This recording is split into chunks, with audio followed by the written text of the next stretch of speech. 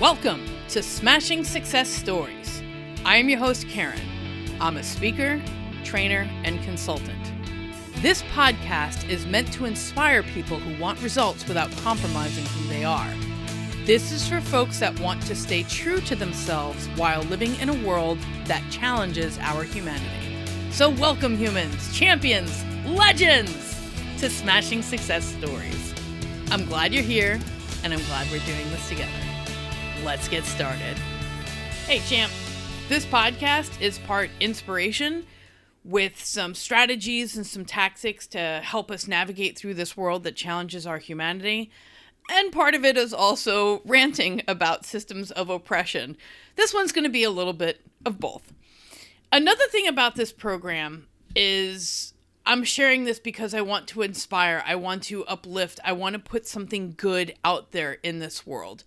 But a part of the reason why I do it as well is because the advice I give is something that I need to hear myself. With that, today what we're going to be talking about is how no one is coming to save you. It's a hard pill to swallow.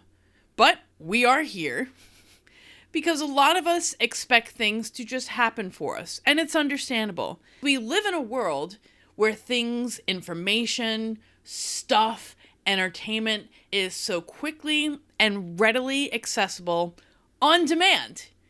So naturally, when we're facing challenging situations, we're expecting things to happen just as easily. We can just tap an app, order something, and then boom, it solves a problem.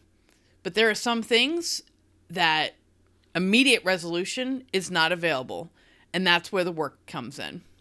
In brief, this is about community. Lately, I've been talking a lot about how we are losing connection. And also, just to give you the assurance, as with every episode, I am going to provide solutions. We focus on theory and praxis on this program, so you will be getting all of this. But here's what we're running into. We as a society are getting so used to ease that we are losing that drive and desire to grow and to get better at things. I am sharing this from an observational standpoint. I am certain there is a ton of research that validates this, and I'm saying I am sure because, quite frankly, I am somebody who has pattern recognition. I can see these patterns everywhere.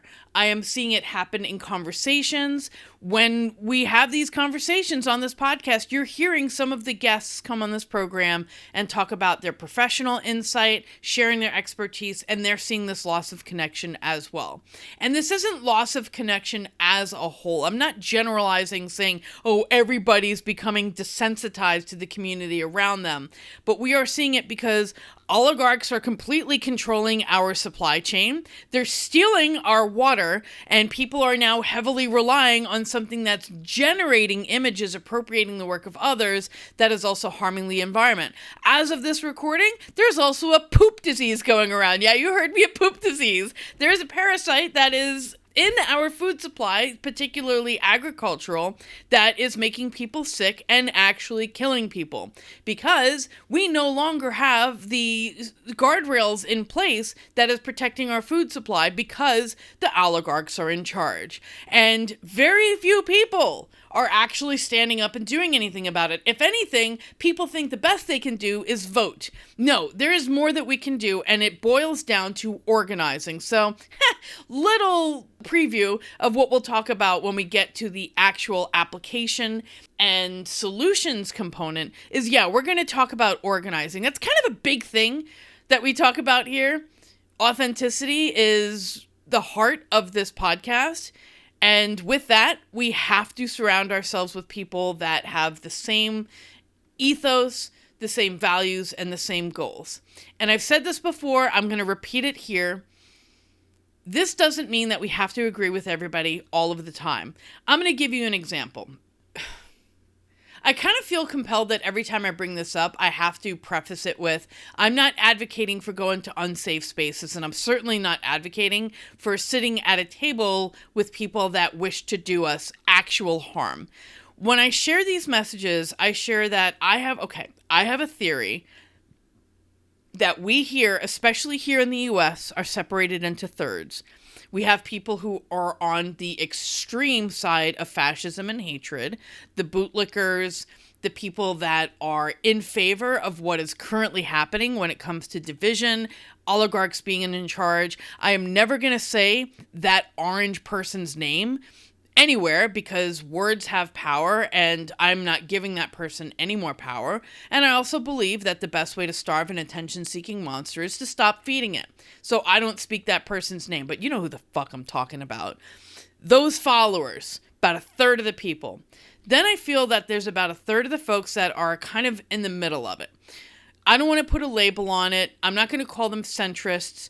I'm just going to say that there are some people that are getting by on a day-to-day basis that they're not as connected in current events and politics as those of us that are in the latter third. And in the latter third, we are the progressives.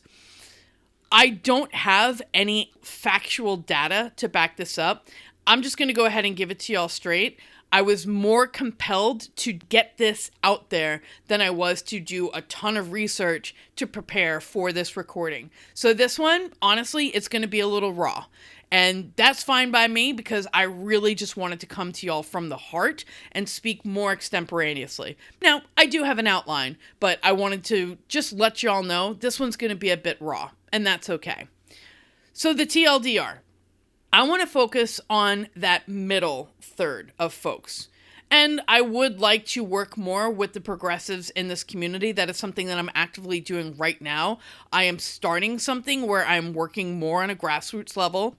And I feel that people in the middle have been swayed on various sides of the spectrum. We are in somewhat of a duality where we have extreme versions of stuff and then things that are a little bit left, a little bit center of the middle, or a little bit left, a little bit right of the middle.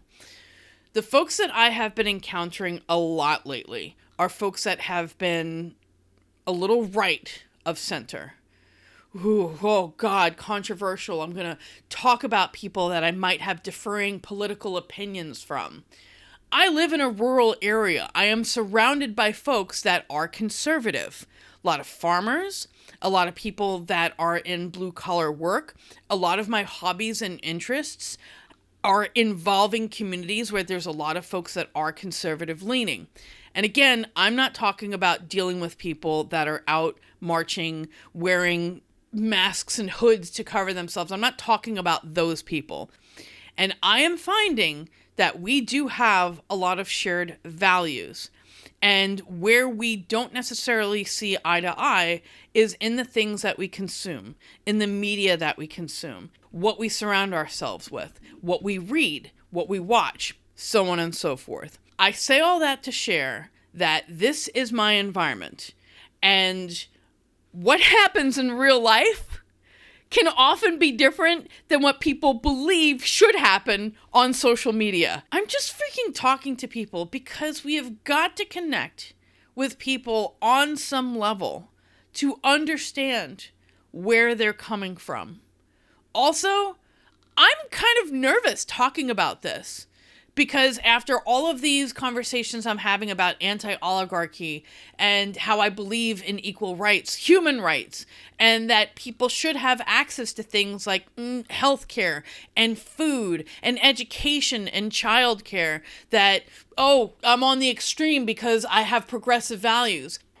We are so easily separated because we fall into these ideologies that it's, oh, because of this thing, that person is my enemy. How are we ever going to win hearts and change minds if we don't at least make room for people? And this isn't an example of one Nazi's at a table, everybody's a Nazi. Not everybody's a fucking Nazi. All of that prefacing to say, I have been in these spaces where people who have conservative values are now starting to talk about how, wow, Medicare should be accessible to everybody. And, oh my gosh, no, I deleted that generative AI. I'm not going to call that app by name. I'm not going to call it by name. You know exactly what I'm talking about. It's a generative AI app. Don't use it. But people are saying, yeah, I learned that generative AI is causing harm to livestock, that the water is no longer drinkable, that these people are being displaced from their homes because these data centers are being built up. What is happening is people are actually coming around to progressive ideas because more people are experiencing shit because of it. Most of us are not in the elite. Most of us are not invested in this technology, and most of us don't want it, but most of us are experiencing discomfort because of the wants of the billionaires. There it is. I don't support billionaires. I do believe that excessive wealth is hoarding and is a serious disorder that needs to be addressed publicly because it harms other people. It is economic violence, at the very least, toward marginalized communities and everybody else because we no longer have a middle class.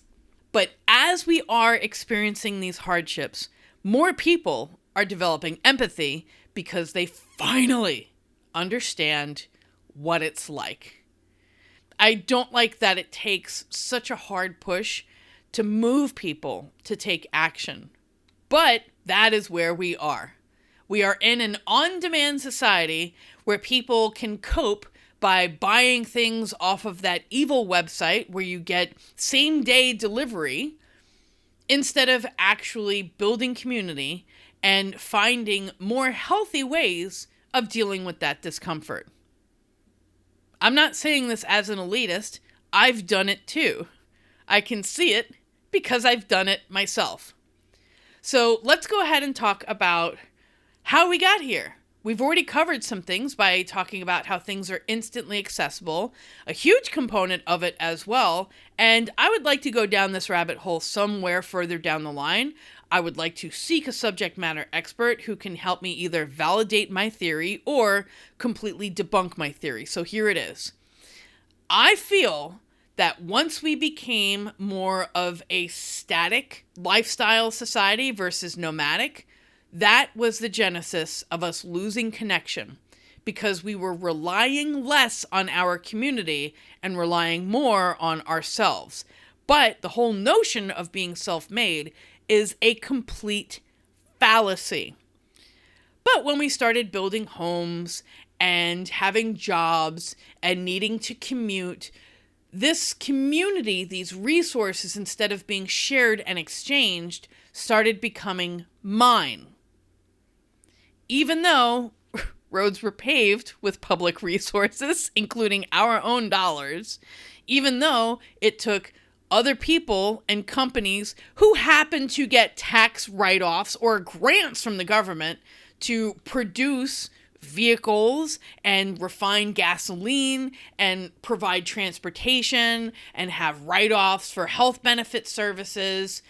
Even though these things may, quote, be earned because of our job or our role in society, it took a community to build these resources and make them available to us. But the way that we get it twisted in our minds is we think, well, that's my thing, that's my job, that's my promotion. And that it's mine is what's causing disconnect with our community. I would love to have this theory debunked. And if it gets debunked, I want to know what is the solution. If that theory has any merit, okay, let's go ahead and talk about how we can build a community around these things. There was an ideology for a long time, 80s and 90s specifically. When I say 80s and 90s, for anybody who's listening to this who's younger, I mean the 1980s and 1990s, last century, in the previous millennium. For those of us that are older than 40, you know, the 80s, 20 years ago.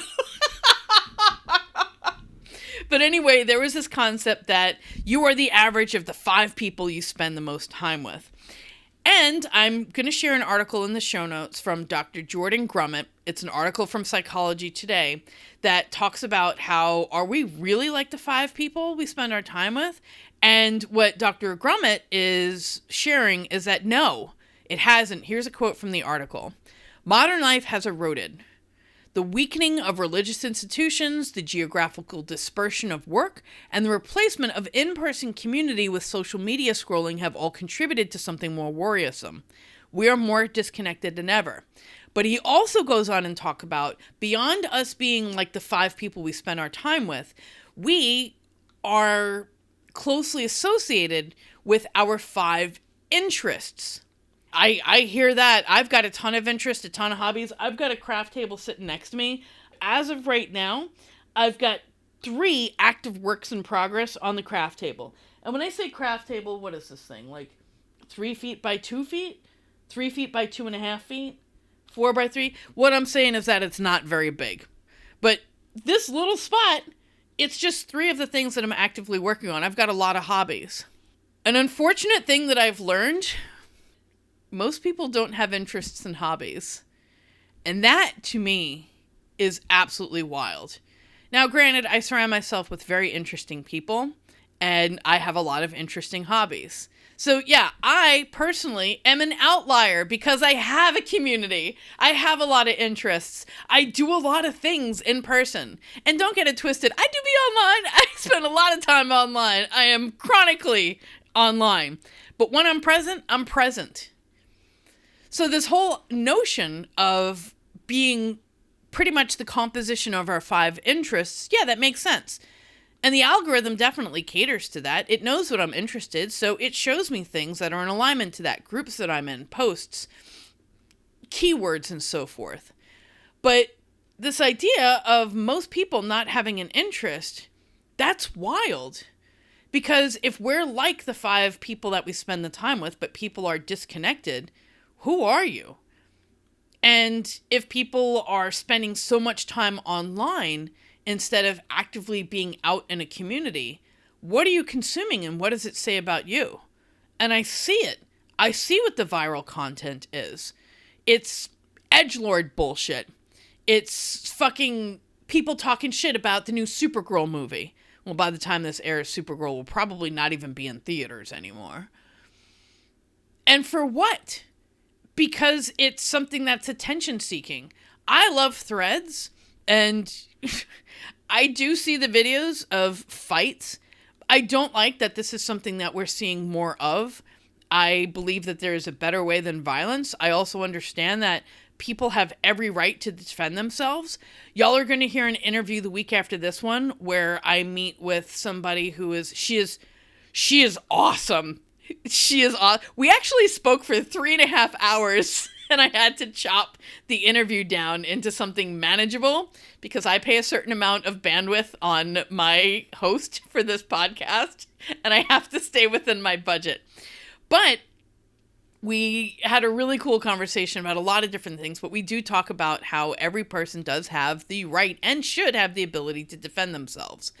But we're getting to a point where just strictly defending oneself is vastly different than just violence for the sake of violence and viral content and more of that negativity posting.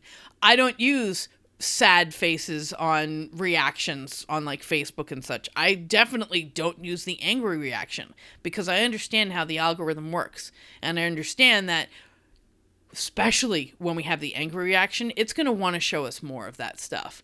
I love when people post, don't share this with me. Why is this on my timeline? Because now you're going to start seeing it. My favorite is when people are trying to talk shit about the queer community and now they're being fed more queer content, which I also believe, whether they want to admit it consciously or if they want it unconsciously, they do want more of that stuff. Why they want more of it? It could be recognizing something within themselves, a curiosity to learn more about it. Hatred really stems from fear, and fear is rooted in misunderstanding. They don't understand it. So maybe that exposure helps them validate the anger and validate their not understanding it. Why somebody would want to continually consume media that enrages them is beyond me. I don't have time for that. So the algorithm on social media, on your browser, on your search engine, on your ads, if you have an Echo or whatever the Google version of it is in your house, those things are listening to us, looking at our order history, looking at our internet activity, and customizing what to feed us based on our behavior. So when people tell others to do their own research, they're doing them freaking dirty, because people are then going to use their device, which has algorithms tailored to their bias, and show them things that feed them more of what they already believe in. You see how this is causing disconnect? If we want people to actually hear our perspective but tell them to do their own research, their bias will be confirmed by their own research. Here's a wild thing. There is also something called the backfire effect. When we call someone out on being wrong about something, and our telling them about it only solidifies their opinion on the thing that they're absolutely wrong about. Facts don't matter to them. Does this sound familiar to anything that's happening right now? Is false news and all of this other bullshit that is being shared? I mean, granted, during the Reagan administration and when Rush Limbaugh was alive and talking, the media, credibility in the media went by the wayside because of corporate capitalist bullshit. So now we're not even getting the truth from media, and they used to be held to an ethical and legal standing when it came to the news. We don't have that anymore. So now disinformation is being spread faster than actual information. So, of course, when we share a factual piece of information with somebody that is instead coming from a place of being fed misinformation, and when they're coming from emotion, often fear or shame or embarrassment, us, a stranger, especially if you're having these conversations with somebody on the internet, our insight is not going to matter to them, regardless of the sources that you have. If we want to get through to people, if you want to get through to other people, you have to live in their world. And again, I am going to exhaust myself saying this, but so be it. I've been exhausted before. I can do it again. I need to be clear about this. I am not advocating for going into dangerous places or for talking to people that have diametrically opposing views when it comes to basic human rights. And when I say basics, yeah, I'm talking food. Healthy food that doesn't have a fucking shit parasite in it. I'm talking education. And when I mean education, I mean teachers who are paid a generous wage for the value of work that they do. I'm talking healthcare. And when I mean healthcare, I mean going to somewhere that the people providing that healthcare actually care about your well-being and not are specifically worried about money and co-pays and deductibles and all of that other bullshit. Healthcare should not be for profit.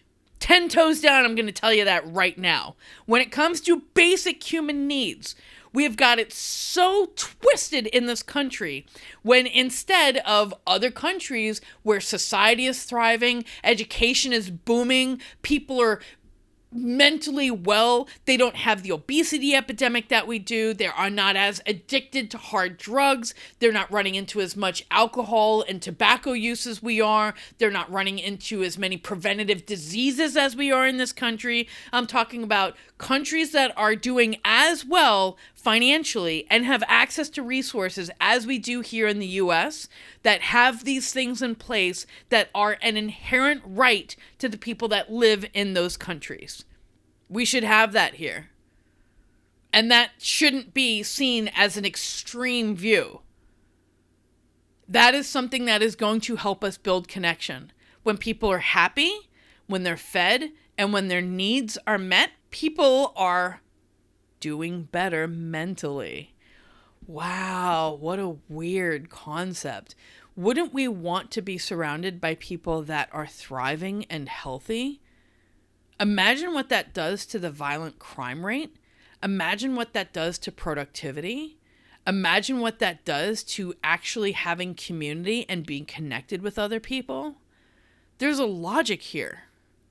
When we are winning and when others are winning, there is only good to be gained from that. And this is coming from a place of fulfillment, right? In a previous episode, we were talking about hierarchy of needs and get what you want. And it is rooted in living as our best, authentic, highest self and realizing that our needs and this fulfillment idea far outweighs feeding into desire and ego and id. And have a treat. We absolutely deserve to have a treat. It's part of that fulfillment. There's a reward process. But the problem that we've run into is that we get into these extremes. And when desire and want supersedes our needs being met. And one of the needs that we need to meet is building community. Being surrounded by people. Having some social structure. And I understand some folks are not as socially driven as others. I totally understand that. I'm married to an introvert. I literally see it happening to her. So I'm not going to expose her to a situation where she feels uncomfortable and when she's overstimulated and her introvert batteries are just completely empty. I'm not going to do that to her. But she has a community. As incredibly introverted as she has a community. It's Friday night. She's doing her own thing. I'm the one who's staying home. But I did all my social stuff this week. That's why I'm recording on a Friday, which doesn't happen. I'm usually doing other things on Friday. Anyway, are you seeing these patterns in how things are connected? On demand, isolation, opinions driving our philosophies, our ideologies, our wants outweighing our needs. These are all parts of the formula that drive that disconnection. So what do? 1, we need to get better about not arguing with people, especially when it comes to arguing with people who are not, what's a nice way to say this, that are not thriving intellectually by demeaning them. Whenever we're having a discussion, we also need to remove ad hominem from the equation. And this is something that empaths and intelligent people need to get better with. I totally get why it would be so satisfying to just put that person in their place and just shit on them. I get it, because when we're having arguments with people, we're not coming from a place of intellect. We're coming from a place of emotion. So if we want to get people on our side, we need to actually listen to them, as painful as it's going to be. This is the final time I'll say this. We're not talking about going into hostile places and dealing with people that are so wrong for us. For instance, I am seeing a lot of these posts on Threads where it's always a woman of color or a woman where they have a window seat or they are in first class on an airplane. And they get to where their assigned seat is, and there's somebody already sitting in their seat. It's always a white person, and it's often a man. Sometimes it's a woman, or it's a family. And then the person who bought that particular seat says, "Oh, that's my seat." And then the other person's like, "Oh, well, I'll just sit somewhere else." My favorite posts are when that person goes to the flight attendant and has the flight attendant deal with it. And granted, there are some times where the person who has that seat, that bought that seat, will talk to the person in it and confront them. But I find that those who have the most peace just go to an authority figure and have the authority deal with it. Why make it your problem? You literally paid for that thing, so go to the person who's being paid by the organization that your money went to for you to have that seat and thus that service. Same thing goes when it comes to dealing with these difficult people. If you are not happy about data centers being built in your community, then you need to talk to your local politicians. If you do not like that your power company is charging you for the data centers, then you need to work with your community and start working on a class action lawsuit. You need to talk to local legislature. I'm in an area right now where our local town representatives We, as a community, voted on something specifically, and they are playing in our faces and telling us, well, we know that you voted against it, but we're going to do it anyway. So now we are going hard against them because that's taxation without representation. Why are we voting for something and then you doing the thing that's in the opposite of what we voted for? These people are getting it twisted. They think they're politicians when in fact they're actually public servants. And if you are no longer serving your public, then you need to no longer be compensated or represent the people that you are not representing to do the things that we had deliberately voted for. We are seeing a situation in this country right now where actions are not having the type of consequences that they should. And me, as a Libra, it is hurting my heart because these severe injustices are throwing off our balance. We need that balance back. And while we're waiting for people to do their jobs, because I'm using air quotes here, they should do their jobs, we need to face the facts. They are not doing their jobs. This is happening on local levels, it's happening on national levels, it's happening on international levels. So we need to focus on the things that are within our control. So what I'm doing is I'm utilizing my voice and I'm utilizing my platform to share this message.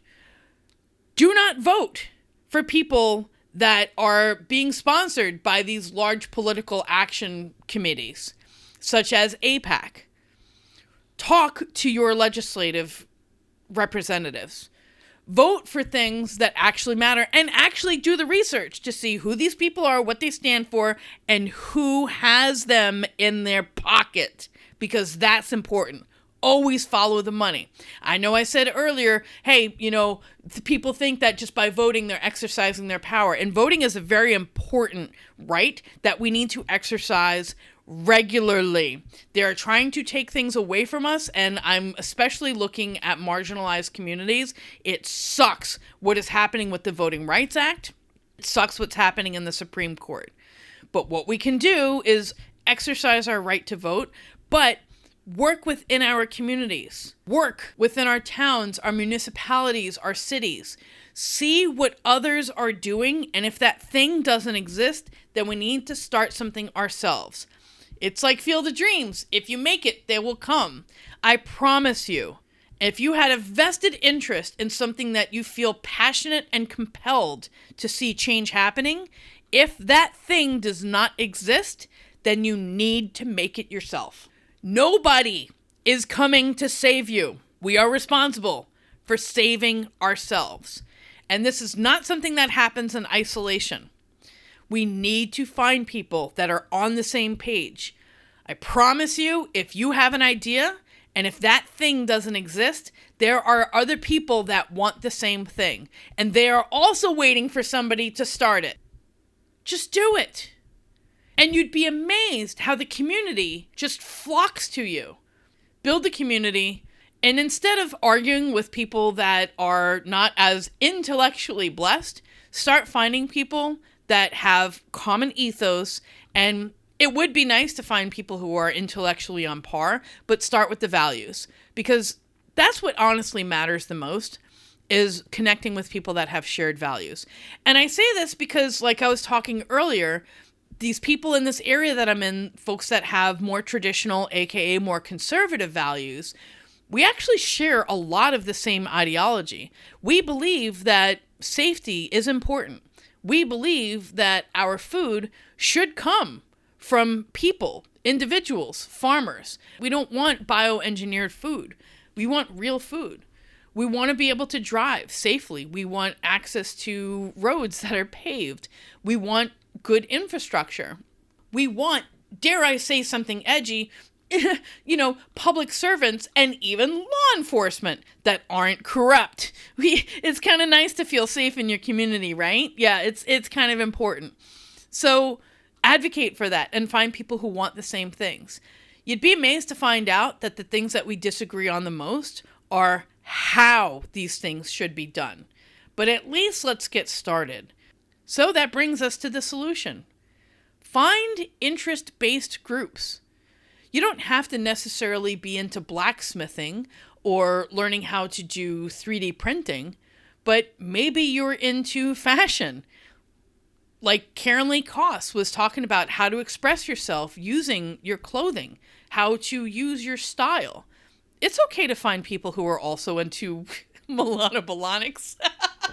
You don't necessarily have to have a pair of those shoes, but find people who are interested in that. I met somebody who has a local My Little Pony group. Okay, cool. Are you into comics? Are you into movies? Are you into music? It's pretty incredible that when we put the idea out there, how easily it is to find other people that have that same interest. Is it a show? Is it a particular brand? Is it makeup? If it's a positive thing that you're interested in, find other people that are interested in that as well. Also, one of the best ways to get out of your head is to help volunteer. One of my most rewarding experiences in my life were when I was completely down and out. I was struggling. I was the most depressed I'd ever been in my life. I was broke and I was struggling, but I volunteered. The best way to get some perspective is to see how other people are living, even if it's something as simple as sharing our time with others. You'd be amazed how it helps you get out of your head. And again, if no community exists for the thing that you're interested in, then create one. Make it happen. Great thing about the era that we're living in right now is that technology is connecting us. And I know earlier I was just talking about how technology can also disconnect us, but if we leverage it properly, leveraging technology is great because networking and social spaces are readily available via technology. Websites, booking rooms, social media, special interest groups. They can all be accessed using the technology that we have readily available at our fingertips. This is empowering. Because nobody's coming to save you, you can take ownership and do it yourself. If you are waiting for somebody to do it for you, there is very likely more people that are waiting for the same thing. So with that, share the load and be vocal about what you need help with. Nobody's done anything without the help and resources that have been provided by others. So, this thing that you're looking to do, you're going to need help with it. So be vocal about it and reach out. Have a general idea and know what you're comfortable handling. Understand what you're happy to delegate, what decisions you want to be involved with, and develop some direction and ethos for the event, for the group, for the activity that you are about to embark on. Nobody is coming to save you, but you have the power and the ability, the wherewithal, the intelligence, and the desire to help yourself. Because if nobody is coming, somebody has to do it. And that somebody is you. Save yourself. And the beautiful thing about this, the moment you start taking those steps, people will show up. Be present, be vocal, be open about it. What do you want? Say it. What do you want? And then make it happen. All right, friends. There's a lot of stuff that we are living with right now. It's a lot to take in. We have to do it in manageable doses. The best thing that you can do is observing, acknowledging, accepting. And again, remember, accepting doesn't mean that we have to like it. And then parse out what is within my control and separate that from the things that are out of my control. And then take action. The formula is always the same. Acknowledge, accept, action. Now do it. Thanks for being here. New episodes go live every Monday and Thursday. Subscribe, share, and follow Smashing Success Stories on Threads, Instagram, and YouTube. Bonus content and exclusives are available to patrons. Check out patreon.com/Smashing Success Stories for membership tiers and details. And always remember, whoever you are, wherever you are, Just know that you are loved and that you are important. We are in this together. Till next time.